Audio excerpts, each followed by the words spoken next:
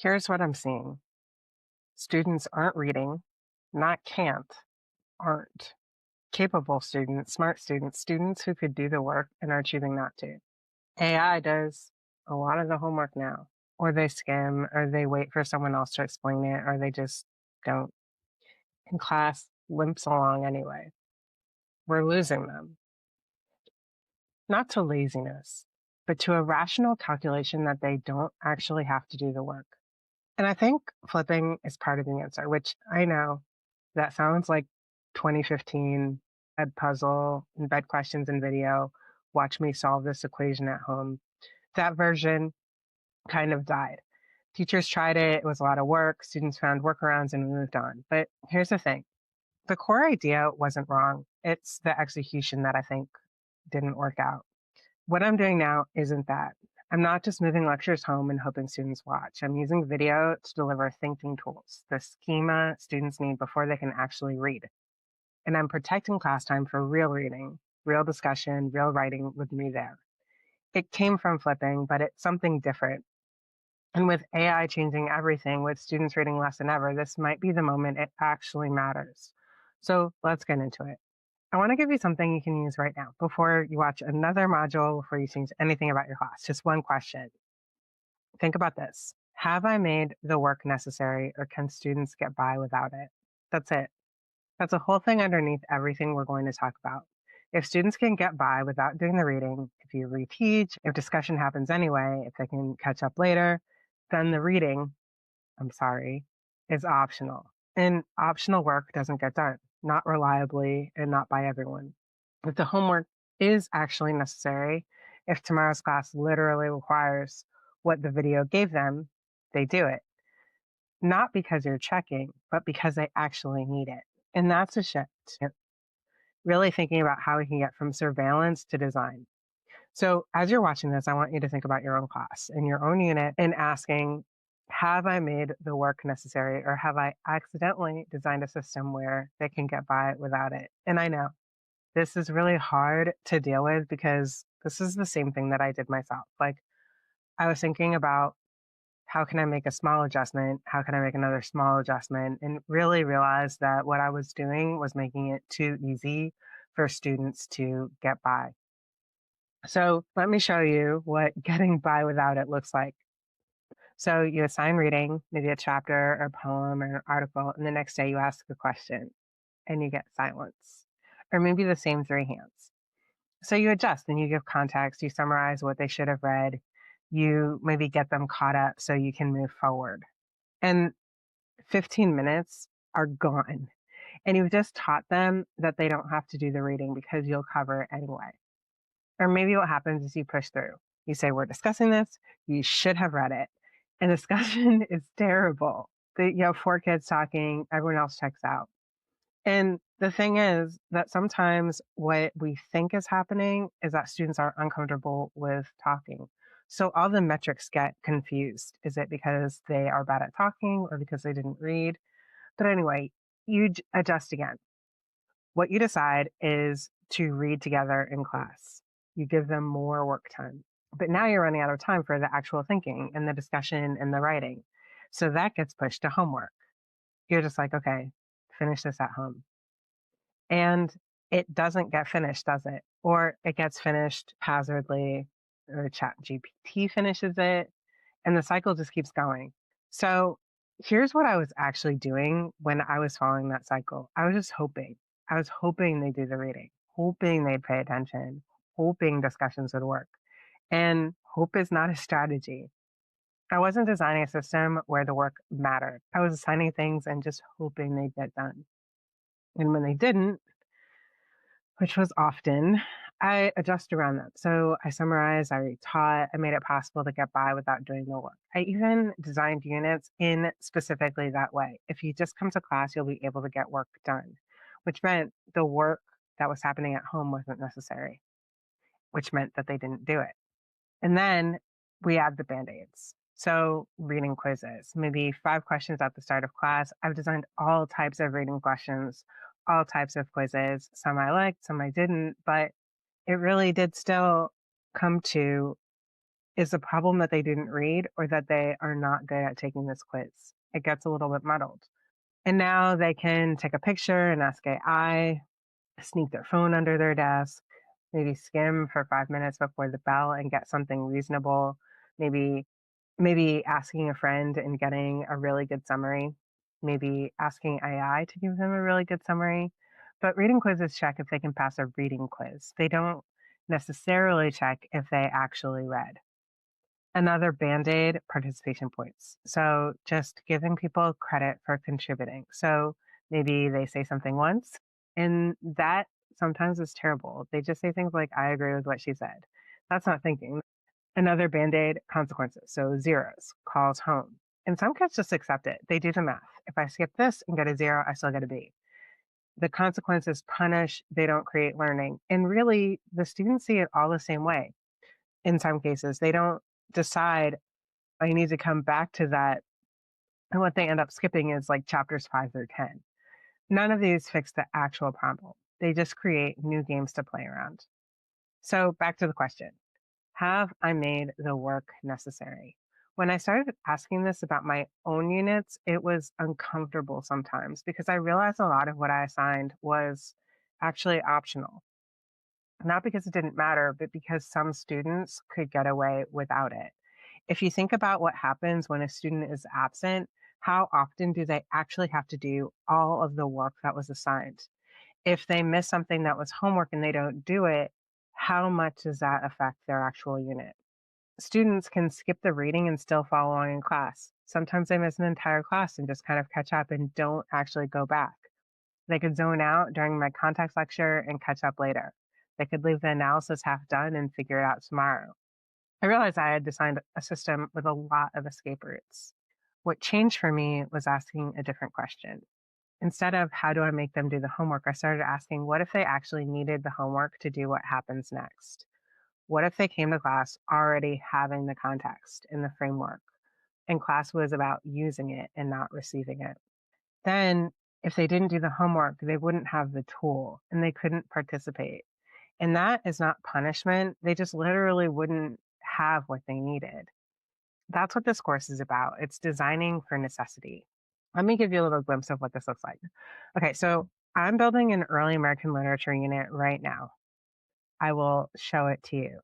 And I keep asking myself, what do students need before they can read these texts? Like Phyllis Wheatley. So if they just read her cold, they're going to think her poetry is stiff and old fashioned, and they won't see what she's actually doing.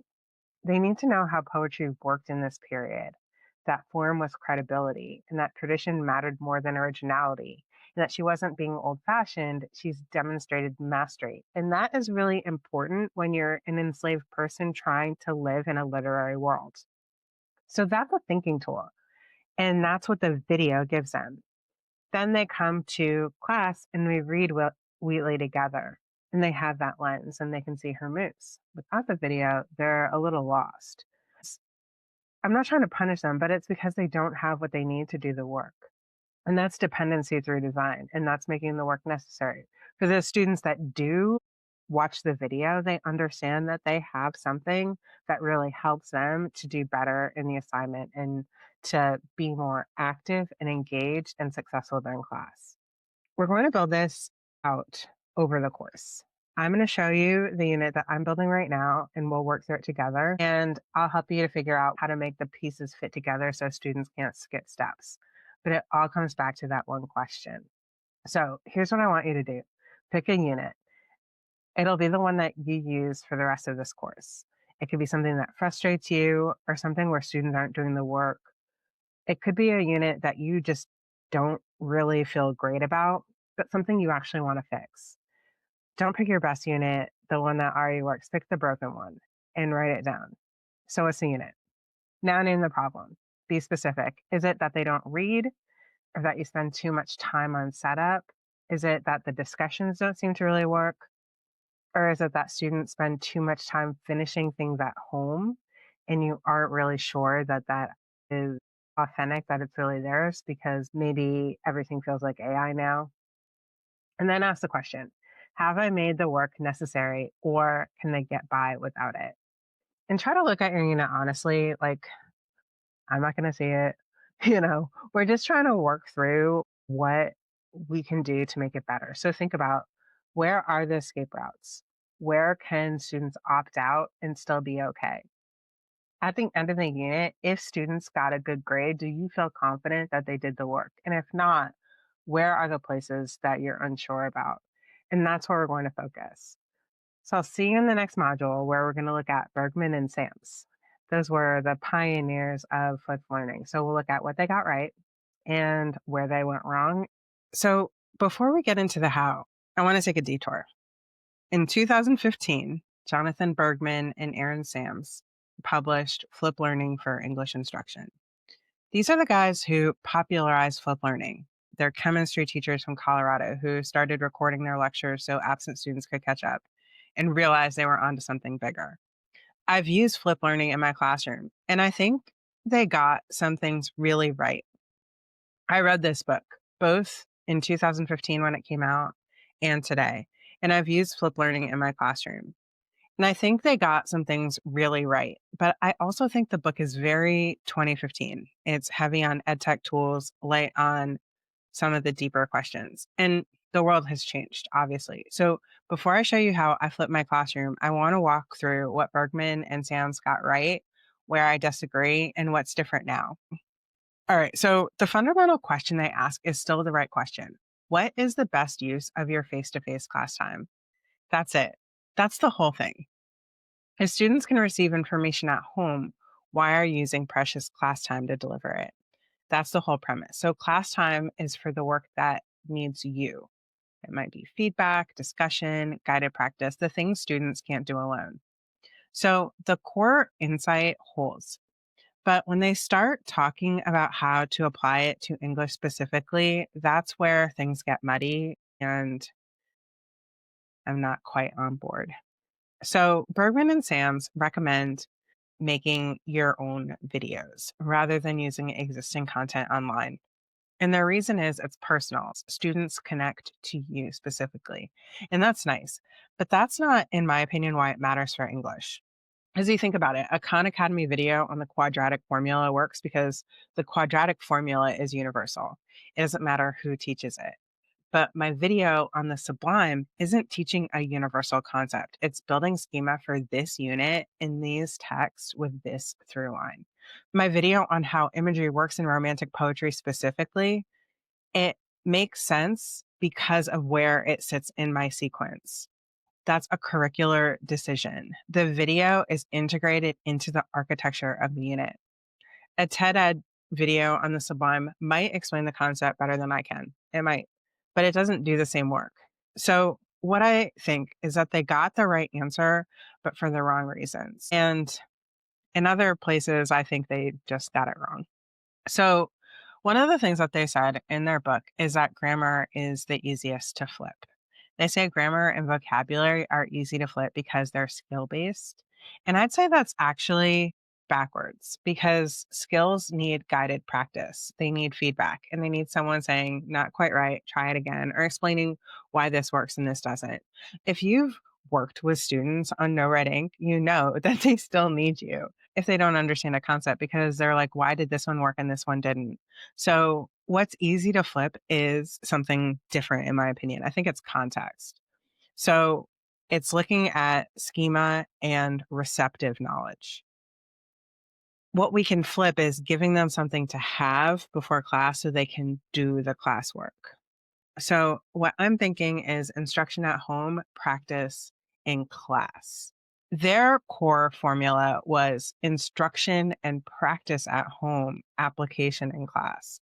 So flip the instruction and do the practice at home as well.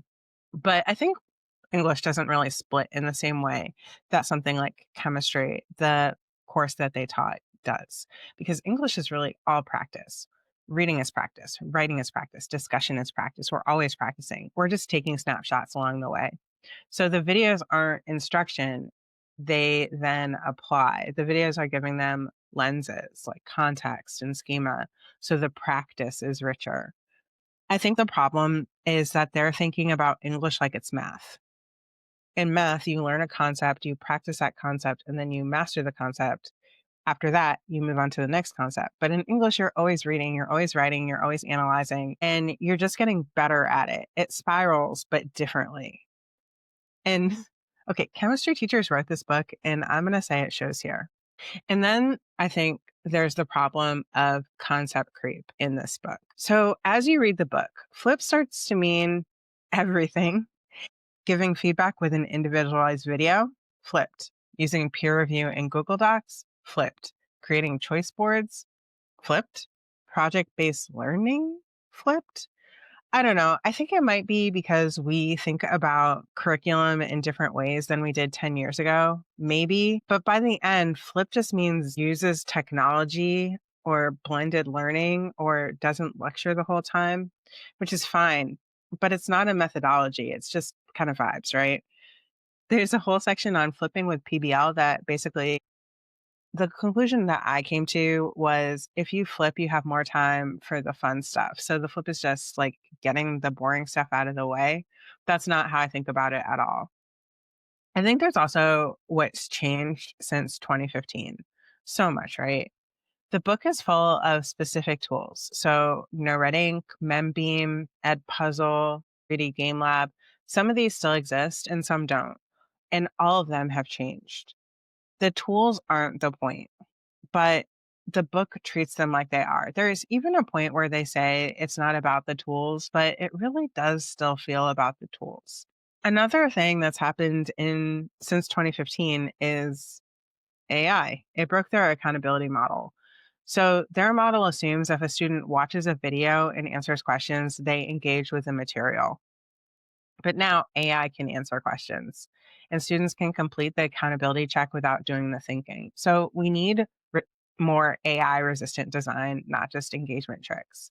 Another thing that's different now is that the reading crisis is worse. They were worried about students not reading in 2015, but it's worse now. Attention is more fragmented, and even capable students are opting out now. The, te- the stakes for protecting reading time are much higher. So, where does that leave us? Bergman and Sams asked the right question. What's the best use of face-to-face time? But they lost the plot when everything became flipped. Here's my definition.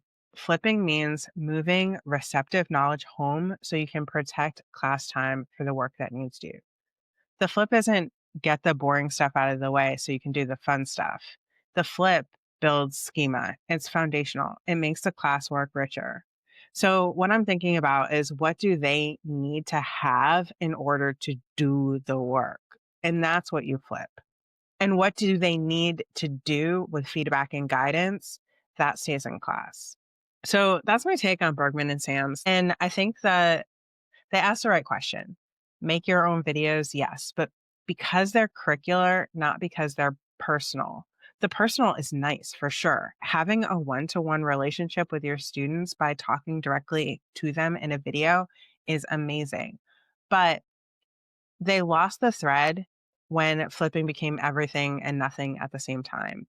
And I think really misunderstanding what English is and how it is different from their content. So here's what I want you to take away from this as we move forward. Flipping isn't about the tools. It's not about technology. It's not about being innovative or creative or whatever buzzword. It's about one thing. What do my students need to have before they walk in the door so that our time together is spent on the work that actually needs me? For me, what I'm really focusing on is context, schema, the lenses that they need to see what's in the text. That goes home. Skills, guided practice, and the actual reading and writing and discussion, I think that needs me or it needs my accountability. So that stays in class. That's my definition. So the question for you is what are you protecting class time for? What's the work that actually needs you in the room? I'm going to argue it should be schema building plus reading, but your version of that depends on your students, your text, and your context. And that's what we'll figure out next. Okay, so you've got your end goal, you've got your question, you know what thinking tools your students need. Now comes the practical part. What actually goes in the videos and what stays in class? Now I want to get more concrete and show you how I actually sort content when I'm planning a unit. So let me start with a simple rule. Thinking tools flip, reading practice stays. The delivery of the videos, that's the framework, the lenses, and the schema, and what students can receive at home. The actual reading of difficult text, that happens in class because they need support. And I might even say, like, the reading, even of texts that are not difficult, that is what is going to be in class because they need help slowing down and staying in the text. They need you for this. So that's the really basic division, but it definitely gets more nuanced than that. So let me walk you through how I think about it. The first question I ask is this something they need to have or something they need to do? If they need to have it, like have the concept or the framework or the context, it probably flips. If they need to do it, like practice a skill or work through a text or discuss it with others, it probably stays in class. Have flips, do stays. So let me show you how it works with American Lit, this early American Lit unit I'm making. So the Jeremiad structure. Do they need to have it or do it? It's something that they need to have, right? It's a framework, a pattern they can recognize. So once they have it in their heads, they can use it. That flips. I make a video explaining the structure, give examples, showing where they'll see it. So I give them a little bit of a preview. Close reading Wheatley's poem. Do they need to have it or do it? They need to do it. This is working on a skill. It's close reading. So it requires trying, getting stuck, getting feedback, trying again, maybe working with a peer. So this stays, we read it together in class. I ask questions, I push, I redirect. I have something that will help them work through the poem as an activity. This stays. Okay, the historical context of the Great Awakening. Do they need to have it or do they need to do it? This is definitely something they need to have. It's background that helps them understand Edwards. It's information that sets up the reading. This flips, it goes in that Edwards video. Okay, discussing whether suffering is credibility. Do they need to have it or do it? They need to do it. This is discussion. It's active. It requires multiple perspectives, real time exchange. I hope that they're going back to things that we already did in class, which lives in their folders. They're building on each other's ideas. This stays. It's going to be a fishbowl conversation in class. So the pattern is what they need to have, flips, and what they need to do stays. A second question that I look at, can they get this wrong in ways that compound? Some things, if you learn them slightly wrong, it's fine. You can correct it later. It's not a big deal. But other things, if they learn it wrong, the error compounds and you build on the wrong foundation. And then after that, everything else is off. So if the error compounds, it probably needs to stay in class because you need to catch it early. An example is the concept of what they couldn't say. Can they get this wrong in a way that compounds? Not really. If they misunderstand it a little bit, I can clarify it in class when we discuss it. It's a concept I can adjust. So this I can flip. The video explains the concept, class is where we apply it and refine it. Interpreting Wheatley's On Being Brought from Africa to America. If they interpret this at home, they get it wrong. Could they get this wrong in a way that compounds? Absolutely. If they read it as a straightforward gratitude for slavery, they've misread this poem. And that misreading will shape everything else they think about Wheatley. And honestly, like even if they do it at home and I correct it later, if they've gone through this whole poem and this whole exercise that I've given them at home, misunderstanding Wheatley, that's something like that's their first impression. And I'll have to like reteach them. So this is something that stays in class. We read it together. I catch the misreading immediately. I show them those last two lines, remind them about her audience and what she's telling them, right? So the reading needs me because the error is important. It is a consequential error I do not want to compound. A third question, does this require the room? Not just me, but their peers and the environment of being in community. Some things can only happen when people are together, like discussion and debate and building on each other's ideas and the energy of that shared experience. If it requires the room, it stays. An example here. Understanding how fiction trained moral judgment. Does this require the room? Not really. I can explain it and they can receive it and it's a concept. So this flips. But deciding whether Charlotte Temple is a system critique or just a morality tale, Does this require the room? Yes, because this is genuine disagreement and it has multiple perspectives. And students, I hope, are taking in different ideas, maybe changing their mind a bit. This is what stays. And I want to design this in a way that students have that kind of discussion. So this is going to be a fishbowl discussion in my classroom. Um, Watching me model close reading, does this require the room? Actually, no. I can model on video. They can watch me read, watch me ask questions, watch me notice things. This could flip. I could make a video where I model close reading on a short passage. But the part where they try it, that stays because they need feedback and they need to have the opportunity to ask questions. Here's a fourth question. Is this the same for all of my classes? And remember the population variable from module 2. The same content might need different treatment for different students. So when I'm sorting, I have to think about who I'm teaching. So example, the Jeremiah structure. For my honors class, this looks really cleanly. They can watch the video, they can get the concept, and then they can come ready to apply it. But for my team taught class, this might need more support. Maybe I flip the video, but spend more time in class reviewing. Like, what I always try to do is have the video be something that they can just take, and then when we come to class, they can review their notes on their own, and then we're ready to apply it and doesn't need me to, like, redo anything. If it's something where I feel like I'm gonna need to provide additional whatever, I might either do an in-class flip or not flip it at all, or think about how the activities could continue what I might have as context. So, getting a little bit started, what will flip cleanly out of Jeremiah's structure? And it might be just understanding that this is something that exists without the examples happen in class, for example. So, same content, different amount of class support. What about a close reading of Rawlinson's captivity narrative? For my honors class, we would read it together, but I can move faster because they'll pick up the language quickly. We can spend more time on interpretation. But for my team taught class, we might read it together more slowly. I might chunk it differently. I might make smaller excerpts. I might excerpt it. So more scaffolding for the language itself. Same activity, different pacing. You understand how this works. Let me show you how I sorted the early American Lit unit. I made a list of everything I needed to teach, then I sorted it. So what works with flips? What Americans actually read, like the honest picture of that, the Jeremiah structure, how poetry established moral authority, the attestation of what Wheatley couldn't say, why Rawlinson sold in this time period, even though it is at this point getting kind of old.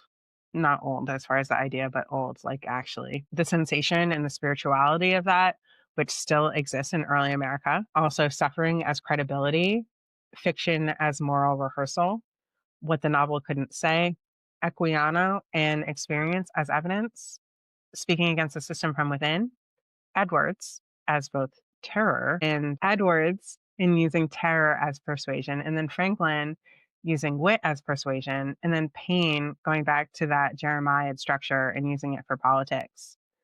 So that's 13 videos. Each one delivers a thinking tool. And I have 13, which may sound like a lot, but what I really want is to have the practice of this is what you're going to be doing for homework. It's preparing you for class. So this is a 13 class period structure, 13 videos, each aligned to a um, a lesson. So what stays, what's going to be in class time is watching the film together. So I mentioned this as I'm thinking about this as a bridge from the very first short unit of the year to the first like real unit of the year and do something that has like a similar feel by having a collaborative jigsaw. The close reading of Rawlinson, we definitely want to have that happen in class. The fishbowl discussion on suffering as credibility happening in class. Close reading Charlotte Temple experts. Fishbowl on what fiction can say. Close reading Equiano. Discussion on speaking against power. Close reading Edwards, that experiencing the rhetoric. We're going to have that happen in class. Close reading Franklin. Synthesis discussion on the final day. So all of the reading, all the discussion, all things that need support or require the room. Writing assignments, I'm going to have almost all of these happen in the classroom, maybe all of them because you know why? Because AI. I mean, like, also what I have come to and want to do more of is helping students to understand a container of time. I don't know if this has happened to you, but one of the things that I'm finding in my classroom is that if I give students an hour, they want it an hour and a half. If I give them an hour and a half, they want 3 hours, So it's like if you give a mouse a cookie as far as time goes. And it's not particularly helpful for them for lots of reasons. One is we get through less material, but also because they don't understand, like it's harder for them to meet deadlines when they come because they are not using their time in the way that we expect them to. And it's not because they can't. I think it's just that they are not in the practice of using their time and knowing that they have to do this in a particular time frame. But also, when organizing this way and giving students the schema that they're building on and practicing over the unit helps them to do this more quickly because they know that what they see in the videos are going to apply. So they're thinking about it in that way as they're consuming it. And also, B, like if I have things like we're going to be looking at the Jeremiah structure over 4 tests, once they get to that fourth one, they can see it more quickly. They can talk about it in more sophisticated ways because we've been building it. So they've already done a lot of the working. It's more assembly than it is actual like thought construction. So writing assignments that are happening, that reader identity quiz reflection. So the first thing that I'm going to do is have students take the reader identity quiz that I developed, which you can check out if you're interested. I'll put a link to that in the description. But what this tool is helps all students see themselves as readers. They're just different types of readers. I've found that it is actually really helpful for helping students to kind of get you, like get me, that my job is to help them understand themselves. And that's what everything in the class is going to do. It helps them understand themselves and those around them. So getting this reader identity shows, like, I believe that you're a reader. This is the kind of reader that you are. And this identity is not fixed, but knowing where you are does help you to understand, like, maybe how you might move forward and become an even better reader. So that'll be the first thing, just thinking about their results, telling me, and it gives me really good data about them. The reflection either confirms, which usually, like my experience was that this was very accurate to them. So I get a very good snapshot of them, their reading history, their reading identity, and how that fits inside the classroom. That's the first thing. I did this all in class this first year of using the reader identity quiz, and I think I'd probably continue doing that. Wheatley analysis paragraph, and part of that is because I definitely want to get the information, so I need it to be 100% participation. Second is Wheatley analysis paragraph, definitely going to happen in class. That is an authentic writing sample. It's the first like real one of the year. Why did Rollinson sell response? What could the novel say response? Wheatley or Equiano analysis, a final synthesis. All of these are articulation practices that build toward that final synthesis. So notice what's not in the videos. I don't have a video that's just background on Phyllis Wheatley's life because that's not a thinking tool and that information they could Google. It also means that it's not specific to my class, so it seems less important. What I have is how poetry established moral authority, which includes some biographical context, but is framed as a tool for reading. I don't have a video that's summary of Charlotte Temple's plot. That's not a tool. That's something they should get from reading. What I have is fiction as moral rehearsal. So that's a framework for understanding what fiction does, not what happens in the novel, but how to read it. The videos are lenses, they're not lectures. A mistake that I have made in the past is flipping anything that felt like content. So any information, any content, any background. So I'd have a video on the historical context, a video on the author's biography, a video on literary terms, and then I get to class and I'd realize we still have to do everything because it was a little bit extra. It didn't help them read better. The biography was interesting but not useful. So the literary terms maybe didn't translate into skills. I was flipping content instead of flipping tools. So now I ask, what will they do with this? And if they can't use it tomorrow, it probably shouldn't be in a video for today. Another thing that I tried at one point is trying to flip too much. So making videos for everything. So like every possible thing, every piece of content, every framework. And students were overwhelmed because there are too many videos to watch. So it's thinking about what they need for tomorrow And also understanding what they need for tomorrow does not need to be everything to do whatever you're asking them for perfectly, because you do have the entire year to revisit and build. So now what I'm doing is asking what's essential? What do they need to have before they can do the work tomorrow? So I'd rather have the videos be shorter and better and something that they'll actually watch than a library full of videos that they ignore. So my videos, the length is usually like 12 to 20 minutes. Some of them are shorter, but the longest one is maybe a little over 20 minutes. And the way that I think about this is, and this is partly from watching them, an 18-minute video actually takes them more like a half hour, close to a half hour. If they're taking notes, they're answering the embedded questions, it takes about 30 minutes for my honor students. And then the 12-minute video will be closer to a half hour for my standard students. So I think that the video, though, like even 12 minutes is enough to develop a real idea and give examples and show why it matters. And looking at a 12-minute video, even if it takes them a half hour, it feels short enough that they'll actually watch, and it fits in an evening, and it's short enough that the thinking doesn't get diluted. If I find myself making a 30-minute video, which actually doesn't happen a lot, but if it does go that long, I ask, is this really one tool or is it two? Or should this be two videos? It's either usually two, or I do a lot of editing on the back end. Let me talk about what happens between videos and class. So the video is homework. They watch it the night before. But what should they do while they watch? Just absorb? I tried that. That did not work. So what I do is I give them a notes template, specific prompts that require the video. I do it in a way that if they're just looking at the notes, they probably can't, like the note sheet, they can't take the notes. I like to mix it up a little bit. So sometimes it will be that I am grading the responses on Wayground. Sometimes it will be I take check the notes and give that a grade.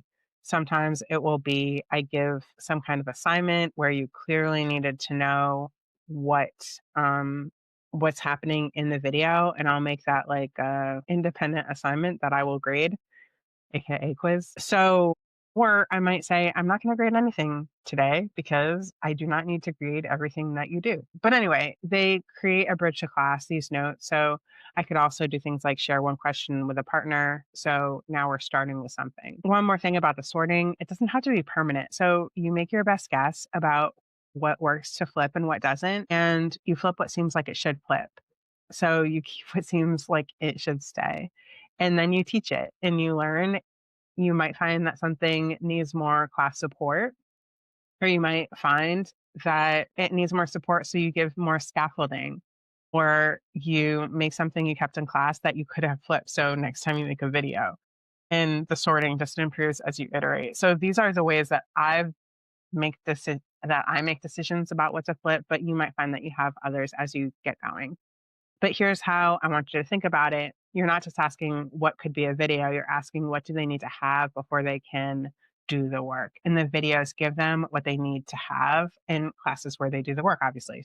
Everything that serves the having goes in the videos, everything that serves the doing stays in class. All right, so your turn, make a list, everything in your unit, every concept, every context, every skill, every text, every activity, everything that it doesn't even have to be what you currently teach, but like what would, if you're teaching this ideally, would they be able to do? Because you can think about it, maybe you'll have a little bit more time than you think when you start using your time in different ways. Sort it. And for each of those items, ask, is this something they need to have or something they need to do? Can they get this wrong in ways that compound? Does this require the room? Is this the same for all of my classes? And then just start putting things in comment, then just start putting things in columns, flip, stay, maybe not sure, take some notes, look at your flip column and think, are these actual tools or are they just content? If it's a tool, something they'll use to read and think, it belongs in a video. If it's just information, stuff that's nice to know, maybe you don't need it at all. So that's the work. Okay, so we've talked about the problem. students are doing the work because they don't have to. And we've talked about what goes in a video versus what stays in class. We've also talked about what you're protecting class time for. So now we get into the thing that actually makes this work.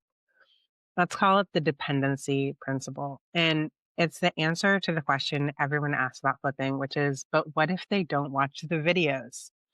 And the honest answer is that no matter what you do, it's a hard truth, right? Some people just won't do it. But the better answer is if your system is designed right, not watching isn't really an option. Not because you're punishing them, but because they literally need what the video gives them to do what happens next. And that's dependency through design. When I first started flipping, I think I did what everybody does. I made videos and assigned them for homework, and I used Edpuzzle and embedded questions to make sure they watched. And some did. And some kids figured out that they could click through without really watching. And some kids found the answers online, and some kids just didn't do it and accepted the zeros. I'll tell you about something that happened more recently. I asked students we were reading Macbeth. We were watching it actually. I asked my students for homework to watch Act Two and then Act Five. So I was looking at the data and realized that not all of my students had watched Act Two because I could look and see that they hadn't actually gone through it. And what I did was I made classwork so that they had to go back and kind of show that they had done Act Two. You would think that when I assigned Act Five and they knew that they needed Act Two when they were in class that next day, that they would have looked at Act Five, but not everyone did. It did improve, right? And I think that's the thing that what needs to happen is that students need to know that you're serious. So it will take a little bit of adjustment and helping students to understand that this is what we're doing now. After I just tried the embedded questions, I also added some reading quizzes and I also added some consequences, like I said. And I was spending a lot of energy on this compliance and asking them to prove that they watched and catching the ones who didn't. It was pretty exhausting. And I would say it wasn't really working as well as I would have hoped. Because I think the thing is that if students can get by without watching, some of them will. And they noticed through the unit, through the rest of the design of the unit, that they could get by. I'll say though that from my perspective, they weren't really getting by, but I think from their perspective, it was good enough, especially for, what they gained, which was the time spent not doing it. So some people will game the system. Some people will get by without watching. And no matter how much surveillance you put in, that will always be the case. So the question isn't how do I make them watch? It's how do I make watching actually matter? And that's really the shift.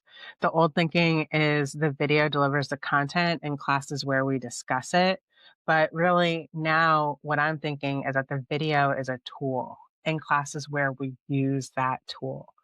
And a tool is really different from content, right? Because content is information. You can get information lots of ways. It can be the video, a summary, Spark Notes, ChatGPT, your friend.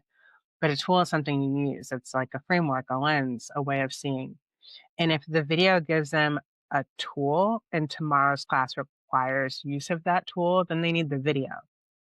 So it's not about checking, it's more that they can't do the work without it. And I know I've said that a couple times, but that just bears repeating that that is really what we're going for. Let me make this a little bit more concrete. Okay, so I make a video about Phyllis Wheatley. Here's who she was. Here's when she lived. Here's what she wrote. So that's content. Students can get that anywhere. They can skim a Wikipedia page. They can ask ChatGPT who is Phyllis Wheatley. They can listen to the first 2 minutes and figure they've got the gist. But really, if I'm making with my new approach a video about how poetry established moral authority in the 18th century and how form mattered more than originality at this time, and if I'm talking about tradition and credibility and restraint and how that was connected to virtue. So in this case, I'm giving them a tool. It's more a lens for reading and a way of seeing that they can't get from a summary because the summary doesn't know what I'm talking about, right? Like I'm not giving generic information about Phyllis Wheatley. It's the lens that we're going to use to read in class. So now when we do read in class, I'm going to say something like, where do you see her using form to establish authority? And if you've watched the video, you have that framework and you know what I'm talking about. You know what to look for and you can participate. If you didn't watch, you're probably a little lost. It's like you're not in on this conversation that everyone else was having. It's like, you walk into a conversation and then people are like, trying to let you in, but you've missed the conversation. So I want them to get a little bit of that feeling like they didn't show up at the right time, which is accurate, right? I'm not trying to punish them, but I do want them to feel a little bit uncomfortable knowing that they don't have the tool. And that's the dependency that I'm trying to build into the classroom.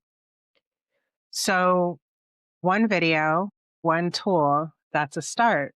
But what makes this more interesting, both from a planning perspective and from a learning perspective, is a system. So, the real power comes from chaining. So, video one gives tool A, assignment requires tool A, then video tool two gives tool B, which only makes sense if you have tool A. So then assignment two requires tools A and B. And then video three gives you tool C, which builds on A and B, and so on. So each piece requires the previous pieces, and the whole thing is load bearing. So you can't skip video two because you need what it gives you for assignment two. But you also can't understand video two without video one because the tools build on each other. And that's a dependency chain, and it's what makes the system actually work. And you might be thinking, well, maybe that's not fair. But that's exactly the way that knowledge works in other disciplines. Like you have to understand what happens first and build on that moving forward. And that's part of the reason why students will prioritize other classes over ours because they need to be there with the class or everything accumulates and they just can't fit back in. So when we do this, not only is it helping them to prioritize English in a different way because they know that they need to be on the ball in order to make sense of what's happening. But it also means that they're able to get a deeper understanding of the content because they're building all those layers on top of each other. So it's not just like a compliance tool, it's also helping students to better understand our content. So let me show you how I'm building this for my early American Lit unit. So the question of the unit is how did different kinds of reading train Americans to judge character, authority, and consequence? And the end goal is what I want students to be able to do. And in this case, it's going to be argue which kinds of reading was most formative and why. So when I was planning, I asked myself, what tools do they need to make that argument? So they need to understand how each kind of reading works. How did poetry establish moral authority? How did fiction train moral judgment through sympathy and consequence? And then how did testimony and experience create credibility?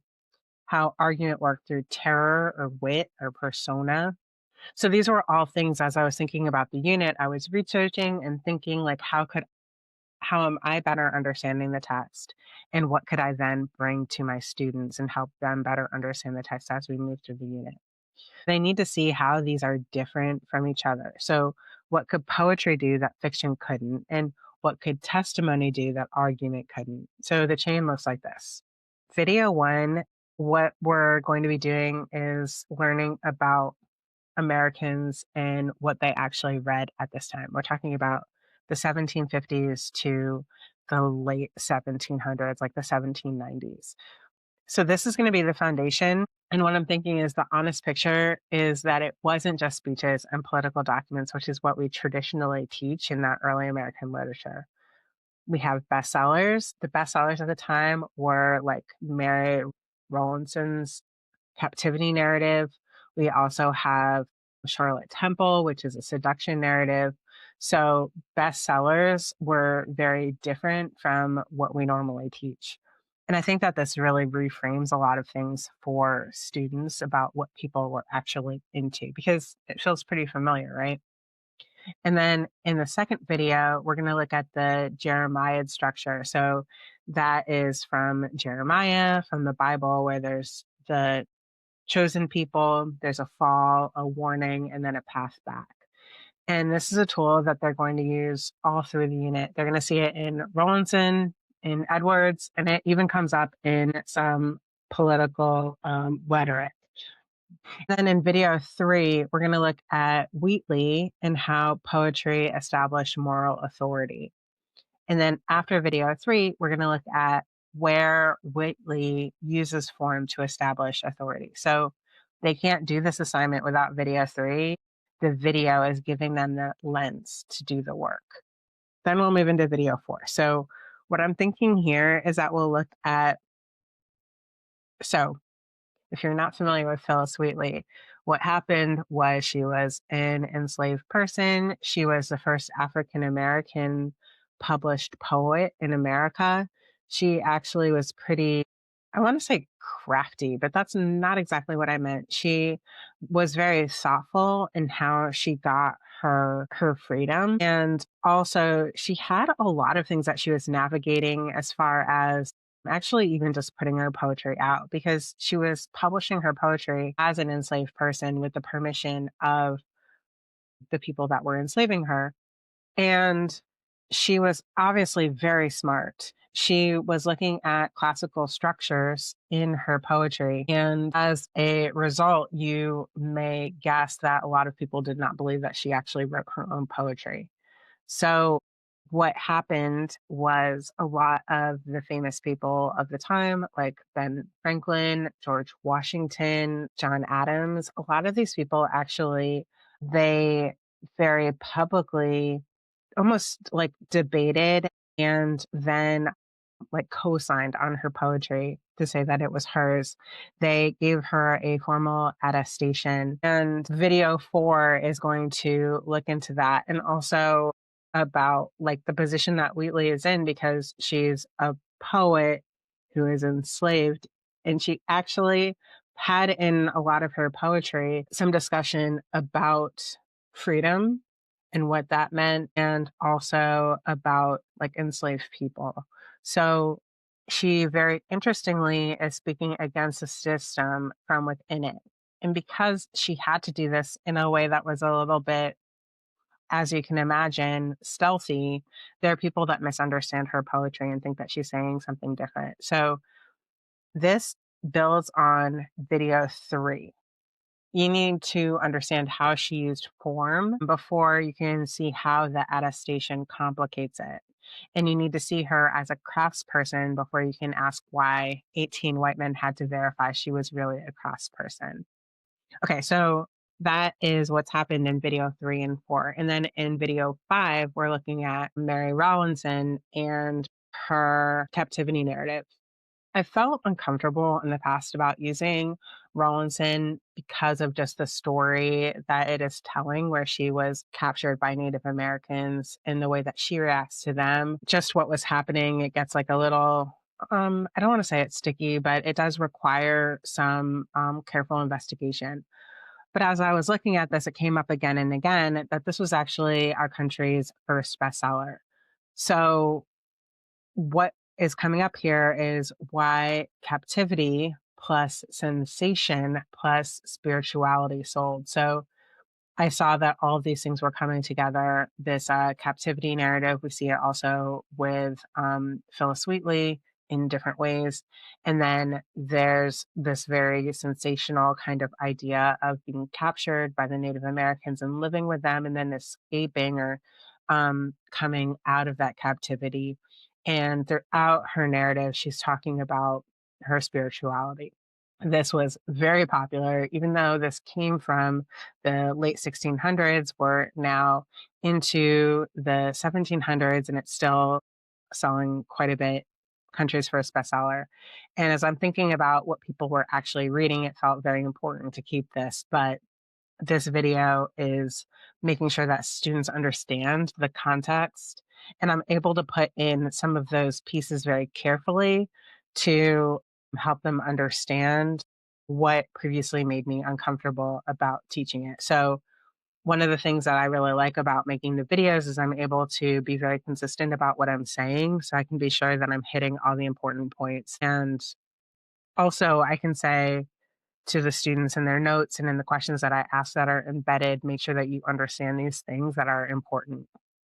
So, what we look at coming out of that video 5 on day 5 is why did this sell and what kind of reader bought this? So, now what we're doing is we're using video 1, which is what Americans actually read, and video 2, looking at the Jeremiad, and also video 5, which is why this is sold together. So, then moving into video 6, we're going to look at suffering as credibility and the body as proof. So here we're going to be looking at Rawlinson again, but also this sets up Equiano and his narrative. So we're going to compare the two kinds of testimony, and it keeps going. So each video adds a tool and each assignment requires the tools that they have.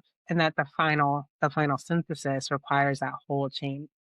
So here's what I want you to notice about how I built this. I didn't start with the content and ask, what should I flip? I really started at the end.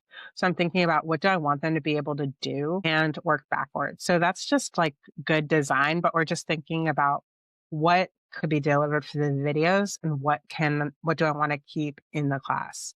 So what's the synthesis? What kind of reading was most formative and why? And then what do they need to do, or what knowledge do they need to make that argument? So they need to understand each kind of reading. They need to be able to um, compare them. And then I also ask what tools make that understanding possible. And that's the frameworks for how each kind worked. So the next question I ask myself is what order do those tools need to come in? And I set it up so that the ones that come before set up what comes next. So it's really backwards design, but it's backwards design specifically for a dependency chain. So it's almost like a souped up version of backwards design. I'm not asking like what's the logical order of this content. I'm asking what do they need to have in order to do the next thing. And then I'm making sure each video gives them something they need. I think what we can really do is think about something that is pretty sophisticated and just work backwards. If we're talking about 6 weeks or 5 weeks or even 4 weeks or 3 weeks, like what can we build for students over those weeks and have them practice and apply and build on? So it's really thinking backwards. If we were to pull back a layer each time, what would it look like at each layer? So, let me tell you about a mistake I made when I was figuring this out. I built a unit where the videos are really good, like genuinely useful. I thought they were really great thinking tools, but the assignments didn't actually require videos. So, the first thing that I was thinking about, and I've redesigned my romantic unit since then, but a video on Byronic Hero. So, 8 characteristics with examples, really solid. And then the next day in class, I had them do a character analysis of Heathcliff. It sounds connected, right? The video is about Byronic heroes. We're analyzing a Byronic hero. But students could do that character analysis without the video. They just needed a list of the traits they noticed, right? They could use their general knowledge of what makes a complex character. The video analysis did make the analysis easier, but it wasn't necessary. So some kids skipped it and they did okay. And they learned that they could just skip the videos and be fine. So in this case, I built an escape route without even realizing it. So when I fixed it, what I did was the assignment after the Byronic Hero video now asks, apply the Byronic Hero checklist to Heathcliff. Which traits did he show? Which does he not? And the real question is who's responsible for Heathcliff being this way? So now the checklist matters in a different way. And you can't apply a checklist you don't have. Okay, I want to be clear. Like it is pretty easy to just get the checklist, but it also means that they have to visually be unprepared. So it's a little bit of discomfort. Also, that who's responsible question connects to something from the video. So the question of whether Byronic heroes are isolated by choice or circumstance, that was in the video. So it's not general knowledge. Students that watched it and thought about that are going to do much better than those that didn't. So there's no escape route here. Here's another way to think about it. Imagine a student who didn't watch any of your videos and just showed up to class every day. Could they get by? If yes, your chain has weak links. There are places where the video is helpful but not necessary. And if no, if they're genuinely lost and genuinely unable to do the work, they are genuinely missing something they need, then your chain is solid. And I don't think this means you have to be cruel to your kids who miss a video. You have catch up plans, you have grace, but the design assumes they watched and the work requires it. And that's what makes it necessary. And you can just think about how comfortable you feel with like how uncomfortable you're going to make your students. And it doesn't need to be like consistently they're going to be lost, but if you do it sometimes, it's actually helpful. Okay, I want to talk about something that came up when I was planning the early American Lit unit. So I realized that the dependency chain isn't just video to assignment in a straight line. It's more like a web of connections where earlier things keep paying off later. So, like the Jeremiah, that's video 2. They get the structure of chosen, fallen, warning, path back. And then they use it with Rawlinson. So they see how her captivity narrative follows that same pattern. And then later in the unit, they get to Jonathan Edwards, and the Jeremiad is back. But now it's actually very explicit and it's done on purpose and turned up to the maximum. He like really dialed it up. So then we even get into political rhetoric. So Payne, Adams, and Jefferson. And guess what structure shows up? It's the Jeremiad. It's just applied now to nationhood. So video 2 isn't just for assignment 2. Video 2 pays off in week 1 and week 3 and week 5. Well, that's not just a chain, that's a thread that runs through the whole thing. And that's what makes the early videos feel necessary even when you're deep into the unit. Here's another thread. And I think it's important to say too, like, let's say the students didn't actually watch the Jeremiah video. And this is the thing that they will have been very uncomfortable the first time that came up, right? And we hope that what happens is they go back and they're like, oh, shoot, this seems like it's actually a thing. Maybe I should watch it. But if they don't, we've applied it to Mary Rowlinson. We apply it to um, Jonathan Edwards, we apply it to political rhetoric. So by the end of the unit, they have gotten the Jeremiad by osmosis, even if they didn't watch the video. It would have been much easier for them to just watch the video and have the structure from the beginning. But the structure of like the repetition and the coming back and repeating and building helps them to at least get that basic understanding of the structure. Here's another thread, the question of what they couldn't say. It starts with Wheatley, what she couldn't say directly about slavery. That's what we're looking at. How did she say it anyway? So she's using the tools of poetry in order to indirectly say things about slavery. Then it comes back with Rawlinson. So what couldn't she say about colonization and about who the real invaders were? We see that come through a little bit in her captivity narrative. And then Charlotte Temple, when we start looking at that novel, what couldn't the novel say about women's power and systemic injustice? It actually comes through, even though it's not overt. And then finally, Equiano, how did he speak against slavery while meeting the people who benefited from slavery to buy his book? This one is just like so wild to me.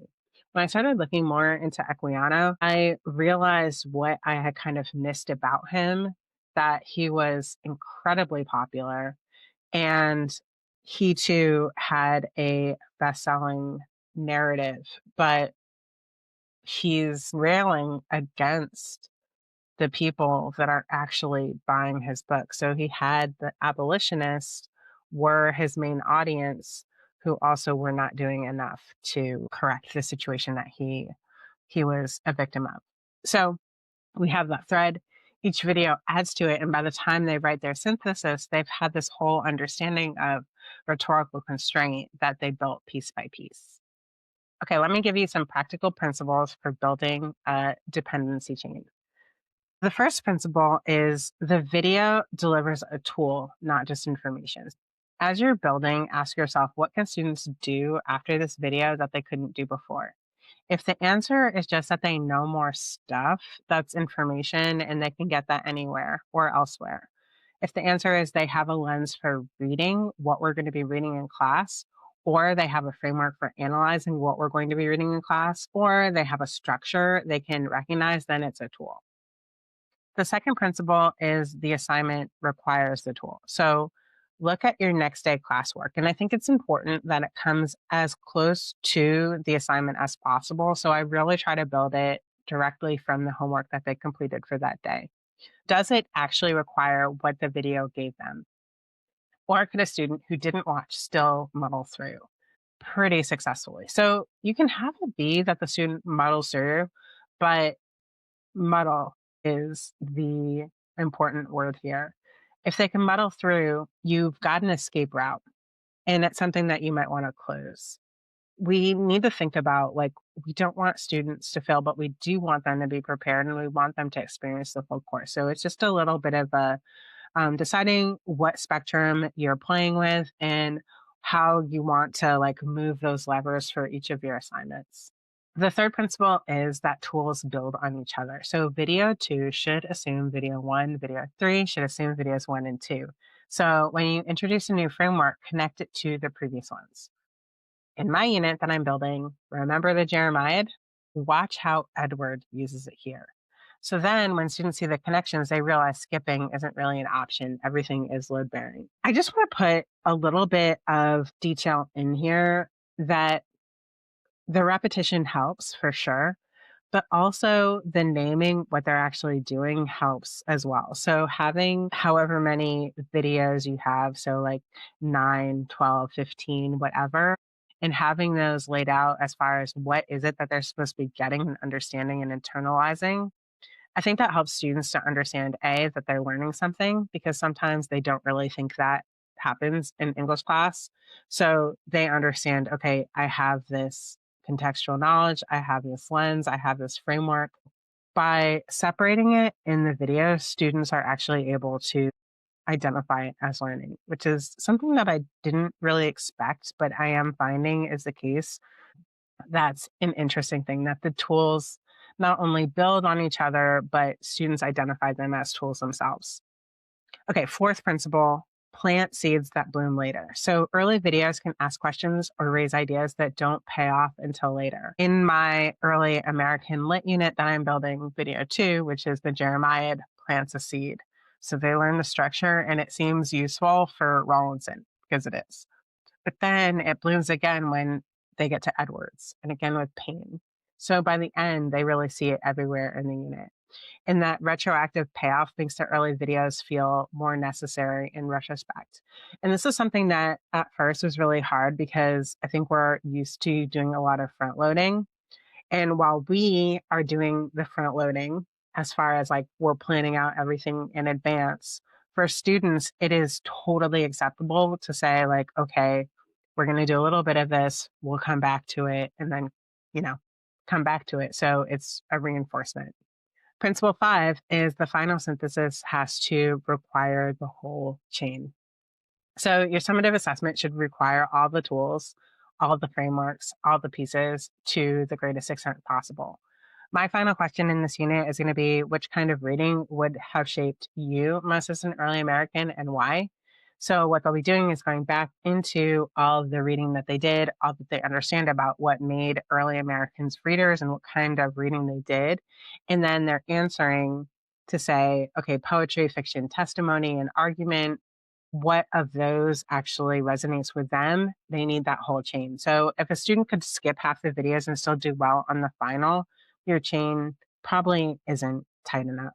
One of the things that has been a really positive and unexpected payoff is when students are able to go back into their previous work and see that it mattered for their future assignment or for their current assignment. They see the work that they did previously as being more valuable. So I've had so many students actually take their physical folder that has all their work in it from the unit and say like, oh, am I going to be able to keep this? Like, are you going to be able to keep this? Heck yeah, you are. As opposed to what has happened in the past, which is like do I still need this? Can I throw it away? So it's been a nice turn to have students understand that what they are getting is actually schema that they're going to continue to build on throughout the rest of the time that they're alive, really. Having them be excited about being able to see the value of what they did is really great. Okay, so let me talk about what this looks like on day 1 versus day 10.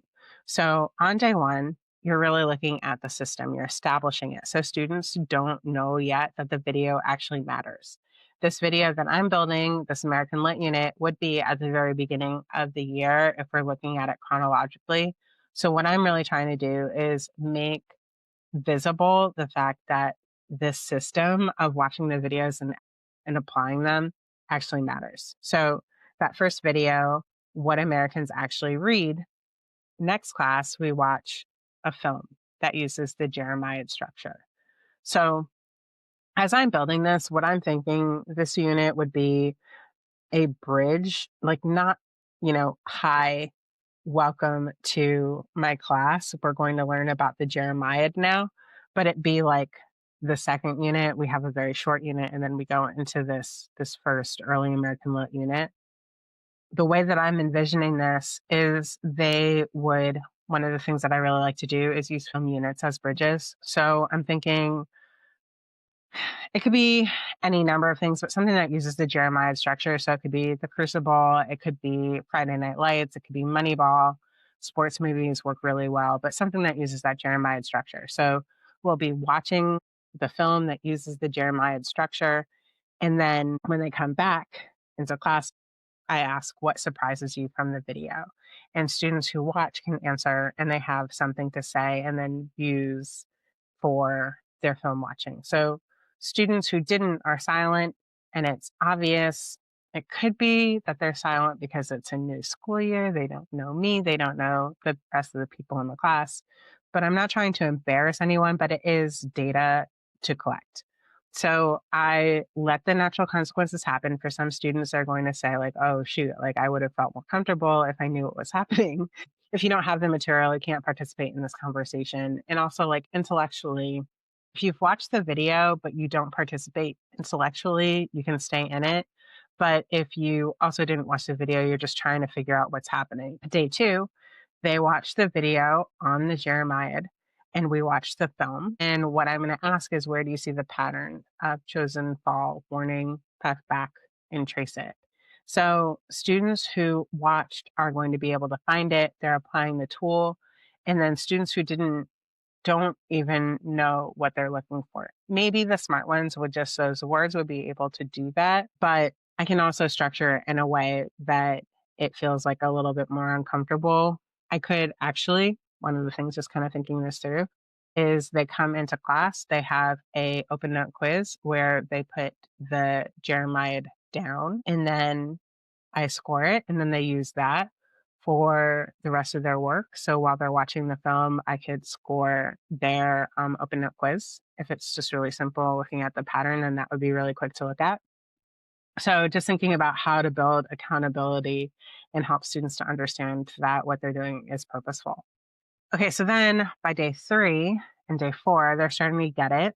The videos actually matter and the tools actually help. And not watching isn't just, I get a 0 on the quiz, but it's more, I can't really do the work everyone else is doing because I'm not understanding at the same level that everyone else is. And knowing that that's what you want to have students get out of this is helping you to build the right level of depth of your video and what you actually go into. So what I like to do in my videos is give them previews of what we're going to be doing so that when we get to the text, they're like, oh, yeah, I see this here. I remember this from the video, and they're able to get a little bit of a leg up on the analysis. By day 10, you as a teacher don't really need to prove this anymore because the system has proven itself. They know the videos are load bearing and that what they're watching is going to help them be more successful in class because they've actually experienced it. And then once they get to that point, you don't have to be so heavy-handed with the compliance, and that drops away a little bit. It is important to still stay on that because they will notice that as well if you lay off of it. But you don't have to be such a stickler about checking all the time. And students are watching because they need what the videos give them. I do a little bit of like mixing up the ways that I check if students have done the work. Like sometimes it might be a open note quiz. It might be checking the questions on quizzes. It might be checking the quality of the notes that they took. It might be all three of those things. It might be just they need to use it in order to do the classwork, and the classwork itself will be the thing that I grade. Maybe it's none of those things. Maybe it's like today, I'm not taking a grade because we're just using the work. But one more thing, this whole dependency chain idea, it's not just about flipping as you might have started thinking about as I went through this. It's really about unit design because the videos are just one delivery mechanism, but the underlying structure is that the tools build on each other, the assignments require the tools, and it has threads that pay off later. And that's really just good curriculum architecture. Flipping is what lets me deliver the tools at home consistently in a way that builds accountability, and we can then use them in class. But the architecture is the real thing. The dependency is the real thing. If your unit doesn't have dependency, if students can skip pieces and still be fine, then flipping won't fix it. You'll just be moving content around, again, just moving peas around on the table.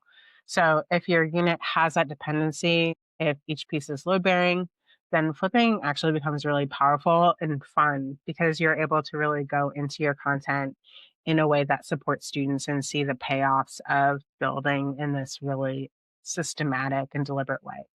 Because you're delivering tools that are essential at home and using that class time for work that actually requires a tool. So I don't know about you, but I have found that if I am doing this in a more traditional way, I don't have time to both build the content and have students use it in a way that I feel is going to be authentic. So flipping really serves this architecture and not the other way around.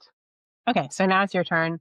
Look at your unit, the one you've been working with for this course, and first think about what do you want students to be able to do by the end? So not know, like not have content in their head, but actually do. So what's the synthesis? What's the final task? And what's that culminating performance? So just write that down. You can write it down in your workbook. If you don't have that, you can check that out in the description, and then think about what tools they need to do that culminating performance. So, again, we're not thinking about content to cover, but we're thinking about frameworks, lenses, ways of seeing, and the skills they need to make that final performance possible. And list them out and think about what order do those tools need to come in? Which ones are you going to need to spiral, like show them again and again? Which ones set up the others and which ones build on previous ones. So what's the chain here? And really sketch it out. Video one gives this, video two gives this, which requires video one. I think a map would be really good, thinking about this as a web. So thinking video three gives this, which requires one and two. And we can think about threads, right? Like, what is it in video one and video two that we're going to bring into video three? And then also thinking about your unit, look at your current assignments. Do they actually require the videos, or could students get by without watching? Think about your escape routes. Where could someone skip and still muddle through, and how much muddling through are you going to accept? So just identifying your weak links and where the chain actually breaks and figuring out how to close them and how much you want them to be closed. That's your work for this module. All right, so let's get into the part where we actually make the videos. This is where a lot of teachers get stuck. And I'll say, like for myself in 2010 or whenever I first came across flipping, this is where I got stuck because I understood flipping. I could see how it would work in my classroom. I wanted to try it, but the actual video creation felt completely overwhelming. And the way that I saw it working with Sam's and Bergman just felt overwhelming in ways that I just could not get past. So I did not do a lot of flipping in the way that they put it together before. Now I'm approaching it in a different way. So let me demystify it. I'm going to walk you through how I actually make videos from planning to recording to sharing. And I want to start out by saying it doesn't have to be fancy. It really doesn't. Because like, are you fancy? I mean, if you're fancy, then maybe it doesn't need to be fancy, but really, it's just trying to have a conversation with your students. So thinking about what that might look like. It doesn't need to be polished, doesn't need to have transitions, it doesn't need to do any of the things that you might think of when you think of YouTube videos. It's really just flipping your camera on and having a conversation. First, let's talk about why you're even making your own videos to begin with. So back in module 2, I mentioned that Bergman and Sam say make your own videos because it's more personal. And that's true, but it's not, in my opinion, the main reason. The main reason is that your videos are curricular. A YouTube video about the Jeremiad structure is generic. It teaches the concept in isolation, and students might get something out of that. They probably will. But my Jeremiad video references the film we're going to watch tomorrow. It sets up Rawlinson, who we're reading next week. It plants seeds for Edwards and Payne, who come later. My video works better because of where it sits in my sequence. And that's why generic videos don't really work for this. You're not just teaching concepts, you're building architecture, and the architecture is yours. I think a lot of curriculum assumes something that is not quite accurate about teaching, that a collection of PDFs or a collection of worksheets is what makes a curriculum. And it's really not that. It's the thinking, it's the building, it's the tension that you build between assignments, the construction of ideas that you're building. All of that is what actually builds curriculum. The second reason goes along with this. You can plant seeds here. In video 4 of my unit about the attestation and what Wheatley couldn't say, I introduced the idea of speaking against a system from within it. And it seems like it's just for Wheatley. Like that's something that is going to make sense for Wheatley, but it comes back with Equiano and it comes back in video 10, which is entirely about that concept. So when students get to video 10, it feels a little familiar, which they like. I can plant that seed in video 4 because I know what's coming, and a generic YouTube video isn't going to do that. The seeds make the early videos retroactively important. They may not even recognize it, but if they do, they're like, oh, I remember there was something like this in video 4. It's almost like you let them make the connection because you've built that there will be a connection to make. The third reason is you can control the examples. I like to use examples my students know. So shows they watch, things that they've experienced. I could make it very local to like, my students' experience. A generic video uses generic examples, and my video can use specific examples that I feel will land with my specific students. I want to make sure that this is an asset that I can continue to use. So I don't want it to be hyper specific to, something that came out just now, unless I do. I did make a video actually where I was talking about the summer I turned pretty, and it made a lot of sense with romanticism. So even though that will not work for like 5 years, it will work next year. So it's something that's reusable. This seems small, but I think it matters. When students see themselves in the examples, they engage differently. So if I can talk about like our rival school and say it by name or something like that, then I think that that's really nice for students. They know that you were thinking about them as you do it. Okay, so let's talk about structure. So every video, I really try to think about this. Okay, two things. Like, you don't need to do this at all.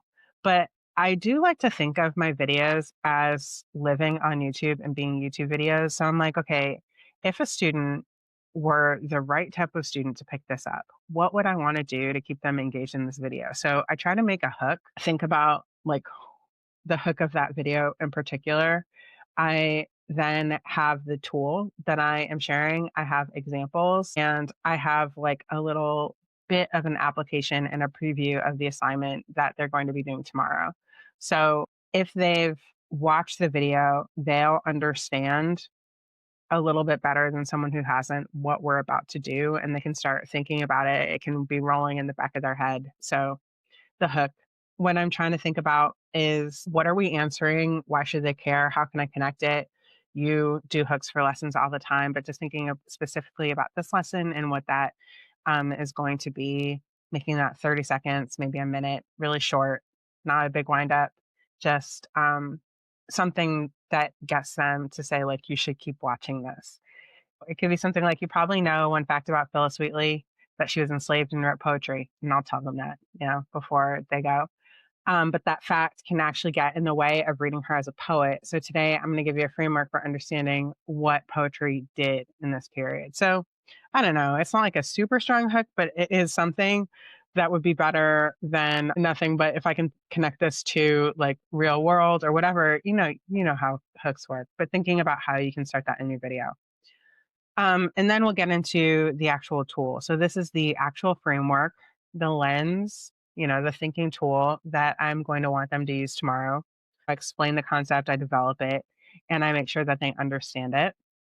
For the Poetry as Moral Authority video, this is where I'm going to explain how form establishes credibility and how tradition was virtue and restraint was proof of mastery. I'll be showing them what kinds of traditions she is using and how this actually happened in history and not just at this moment of time. This is where I'm going to spend most of the time in my video.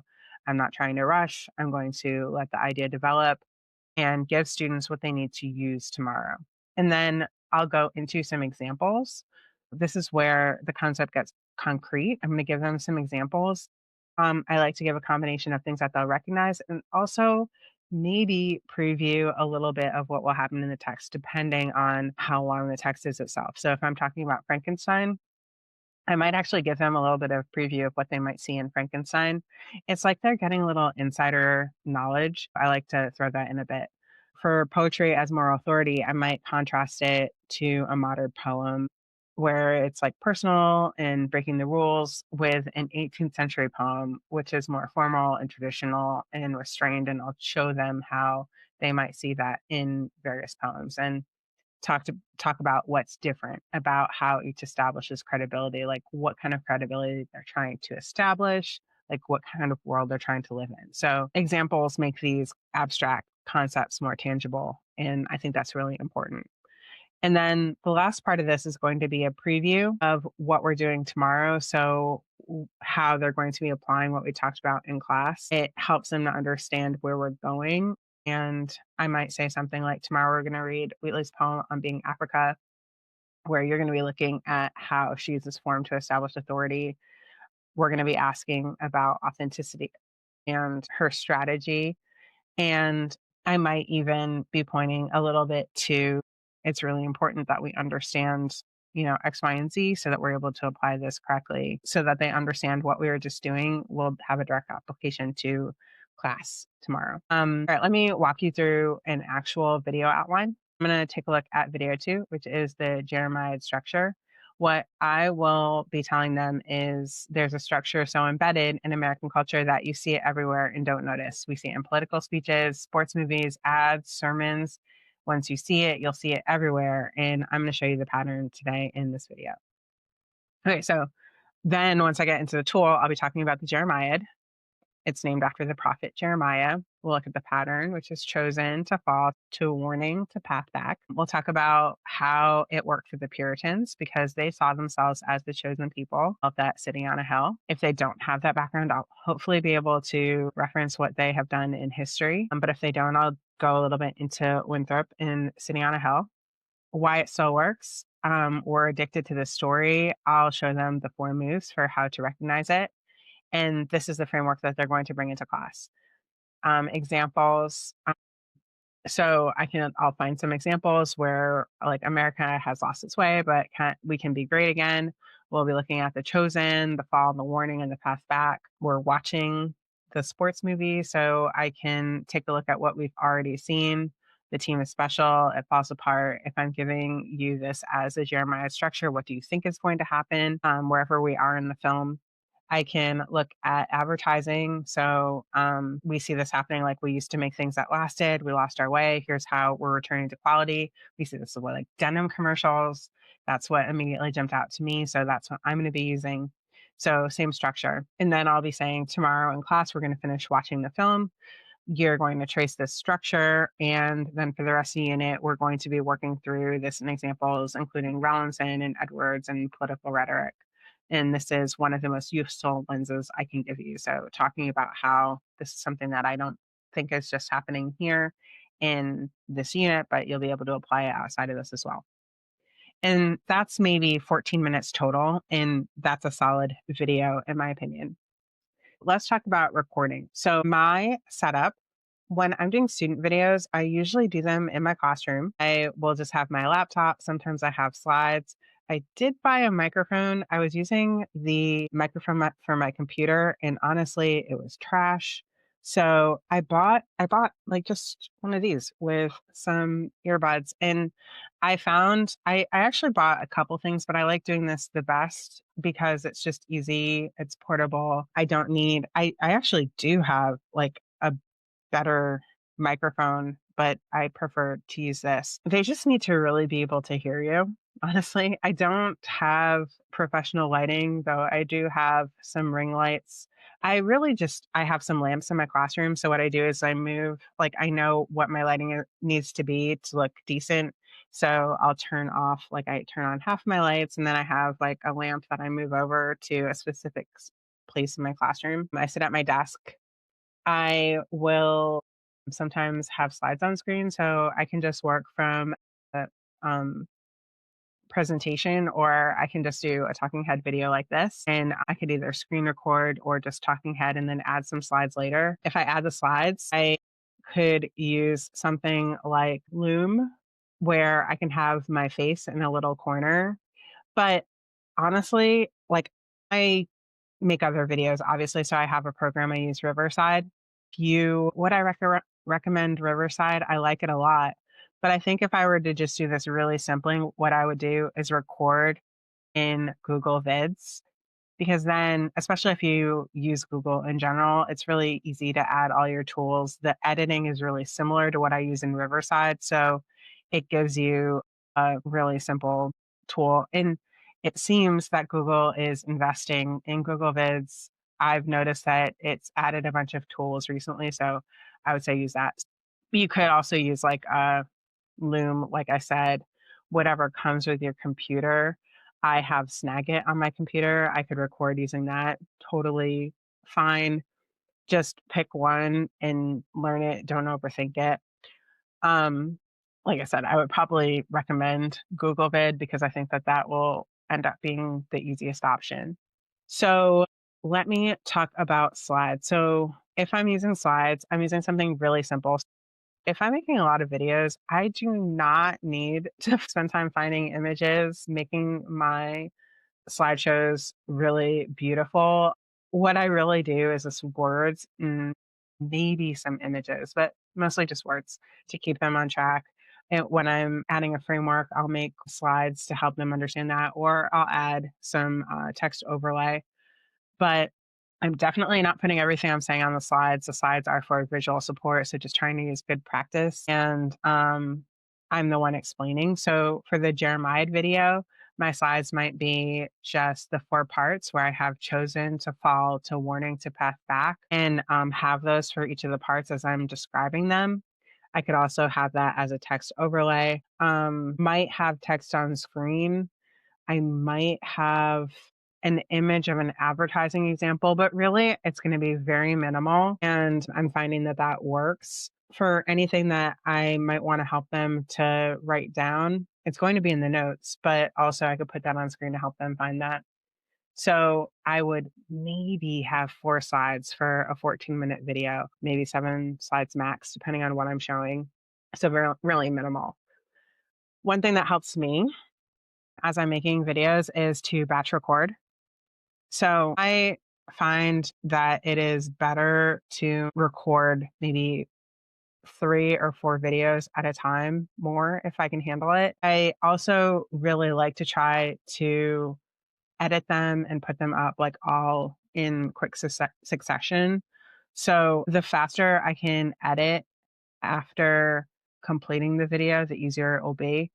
But also, I would say the editing isn't even necessary unless you just really botch something because it's just for your students. Like, I don't know, like I botch things all the time when I'm actually talking to people. But one of the things that I was really worried about when I first did this was students finding something in the video and then like making fun of me for it. But honestly, like none of that has happened. And I think that students are really appreciative because they can tell the time and attention and care that you are giving them by making these videos at all. So it would take like some real mean kids to do that. Not to say that like kids can't be mean, but for the most part, everything has been really positive. So I would not worry about making a mistake. If you want to put this in some context, like really, they could record you when you're just saying something out loud and catch something. So, you know, if you have a plan for what you're going to say, you probably won't get to the point where you're saying something completely ridiculous. So there's that too. Anyway, back to the batching. I plan out all of my videos at the same time so that I'm able to make those connections. I'll spend a couple days planning out the videos and then I will, in more detail, plan out like 3 or 4 of them. So outline them in detail and then I'll sit down and record those 3 or 4 in one session. So um, it's the same setup, same energy. It's efficient. I like personally doing them. I said that I do them in the classroom, but I also might do them right here in my studio.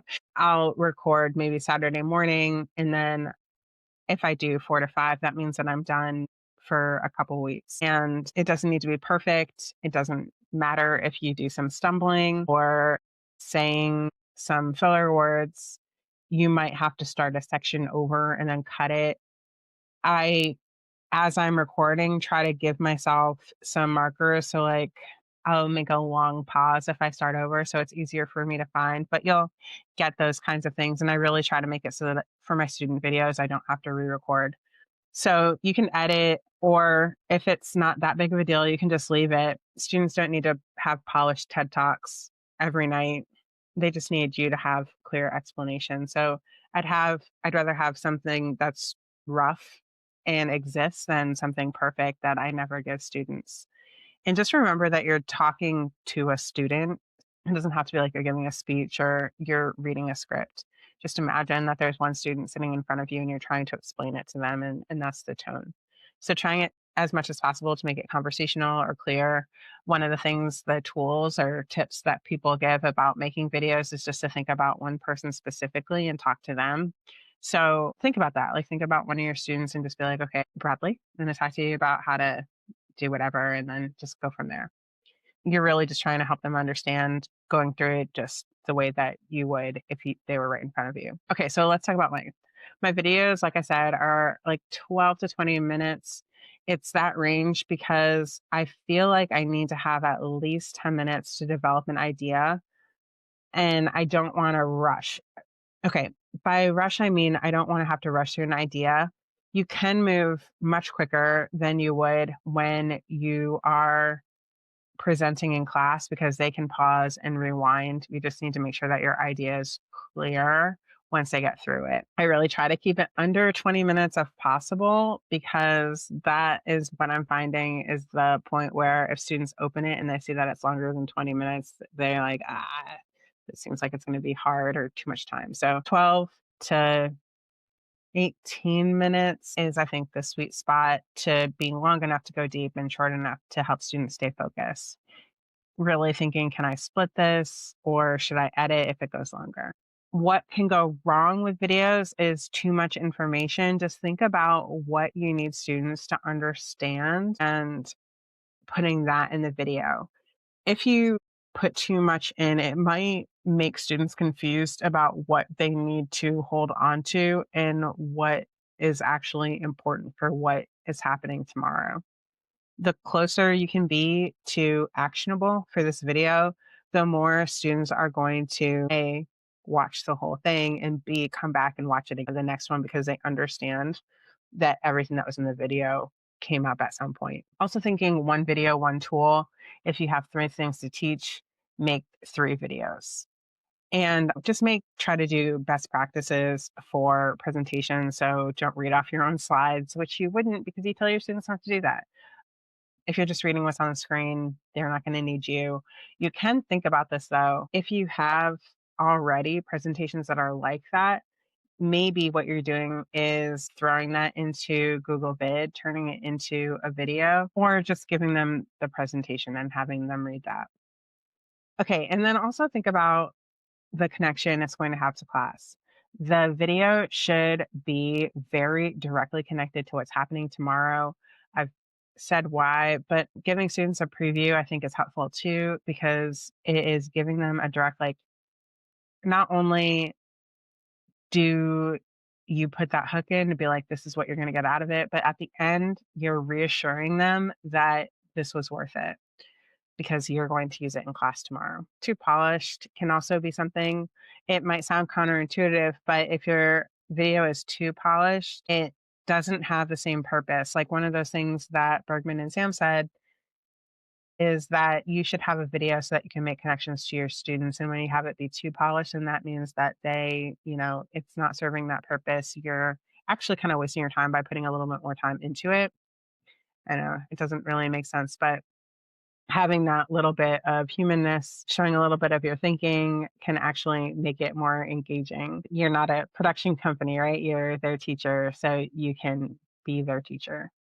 Okay, so editing. I guess this will not be a surprise, but you don't have to do a lot of editing. It can be really, really minimal. Cut the beginning so that you don't have that millennial pause.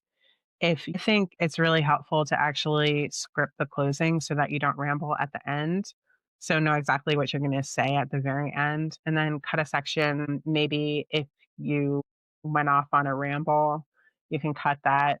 If you completely lost your thought, if there's like, 30 seconds where you're like, looking for a word, then cut that. No music. Why would you do that? You don't need to add any fancy transitions, nothing like color correcting, just basic cuts. And part of this is the less friction you have in the editing process, the more videos you'll actually make. So make sure that the point is to get through the videos, not to make them like perfect productions. Okay, the next thing to think about is how to share them. What I do is I upload to YouTube. YouTube is free, so I can make them unlisted. I use my school account to upload my school videos. So that makes it easier for students to access. It's less likely that it will be blocked by my school system. Everything that's on my channel is green lighted. So it's easy for them to access them. If you're using Google Vid, that will go directly into your Google account. And then you can just share it with students, like, make the sharing settings so that students can use that. And then give them the link to your video. Then it makes it easy in both cases to add it to your school's LMS. Um, so you can share those directly with students, but what I actually find works better is using that tool that is formerly known as Quizzes, Wayground, putting the videos in there and then adding embedded questions. For me, that actually gets around some of the issues that Access might have, like students signing in incorrectly or whatever. Um, Oddly, it helps to have things in Quizzes because they'll see all of their video assignments together. Anyway, that's really worked well for me, but that is secondary. But wherever you put them, make them easy to find so that students don't have to hunt. You can also make a playlist if you use YouTube. So that's another idea. Have the accountability of quizzes and notes, and sometimes having those open note quizzes. So just thinking about what you want your process to be. Notes template. So that is one part of this. When students watch, I want them to be doing something. When I had, like, this is really from trial and error, I found that having the three parts is what works. Wanting them to be active in their viewing and using that notes template. I know that some students will cheat and they'll get the answers from their friends, but for those students that actually did use that, I think that it's going to be helpful. And like I said, I can also look at as a fallback, did they watch? And I actually look at that first before I see them in class. So if I have students that are like giving me notes and I know that they didn't watch the video, that's something that I'm like, okay, wait, I can address it with them in the moment or not, something that I can just notice as a pattern. But and then see where that takes us. But I'll have things like in your own words, explain the four parts of the Jeremiad structure.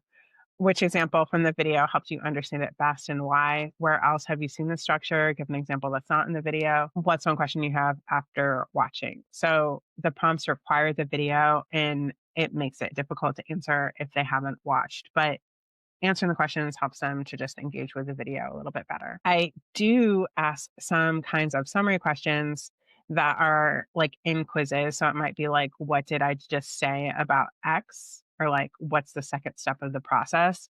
And I do that because I want to make sure that they're actually watching the video. And if I put something about just like the Jeremiad structure as factual, then that's something that they could look at on AI. So they could, check out and then when the question comes up, they do what we do, right? When we have to watch those videos and click through. So we don't want them to have that process. So just thinking about what is specific to the video, the notes and the embedded questions are playing different roles that are interconnected. One of the things that my students also liked about the quizzes, those embedded questions, is the questions I like to have them so that it helps them to identify some of the important things, but it also helps them to think at the right level. If I'm getting, and it gives them immediate feedback to help them know that they're on track. With quizzes, that's like gamified, so that's fun too. So it adds a little bit to the process. Okay, so being very honest with you, this all takes time. There's the planning, there's the recording, there's the editing and uploading, and it's real work. The first unit I did, I was questioning my life choices, to be honest. Um, I wish that I had something like this where I could work through a process because I was really using a lot of trial and error and figuring things out. The first unit, you're building everything and kind of going through the process.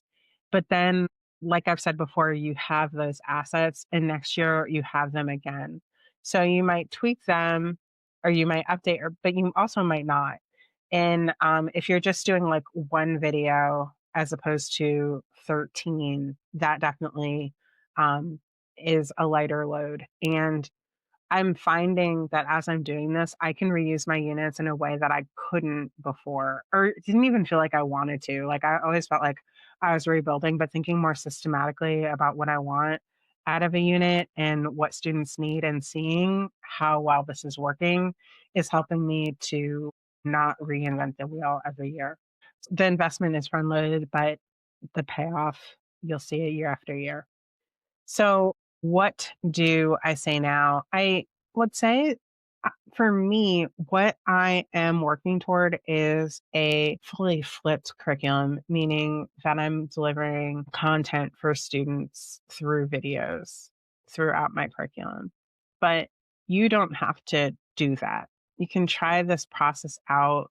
You don't even need to do it for an entire unit. Like, I have a process where every class is preceded by a video, but you don't need to do that. You can pick, a couple that will work through your unit and do that. And then maybe you like it and you decide to do more, or maybe you don't and you decide to do the same thing.